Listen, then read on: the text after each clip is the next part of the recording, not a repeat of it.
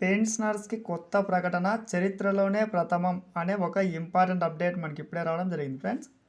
So, దానికి సంబంధించిన పూర్తి వివరాలు చూద్దాము. వీడియో స్కిప్ చేయొద్దండి. మన ఛానల్‌ని ఫస్ట్ టైం చూస్తుంటే ఖచ్చితంగా ప్రతి ఒక్కరు సబ్స్క్రైబ్ చేసుకోండి.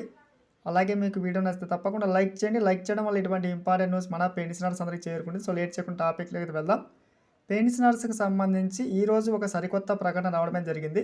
మెయిన్ టైటిల్‌లో చూడొచ్చు పెన్షనర్స్ అని చెప్పి. సో, ముఖ్యంగా ఇప్పటి నుంచి మనకి చరిత్రలోనే ప్రథమంగా మనకి కొత్త పద్ధతి అమలు కానుంది ఇక్కడ చూస్తూ ఉన్నాం. లైఫ్ సర్టిఫికేట్ విషయంలో మనకి సబ్మిట్ చేయాల్సి అయితే ఉంటుంది. So, Jeevan Pramaan digital system ద్వారా మనకి ఇంటి నుంచే సులభంగా సబ్మిట్ అయితే చేయవచ్చు ఫ్రెండ్స్.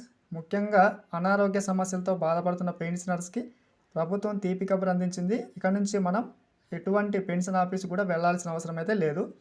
సో, ఇంటి నుంచే మనము పెన్షన్‌కి సంబంధించి ఈ యొక్క జీవన్ ప్రమాణ్ పత్రాన్ని సమర్పించవచ్చు.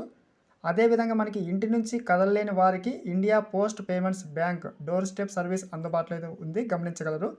ఎందుకంటే ఈ యొక్క పెన్షన్కి సంబంధించి మనకి ఈ పత్రం ఇవ్వకపోతే ఖచ్చితంగా పెన్షన్ అనేటువంటిది రద్దు అవుతుంది.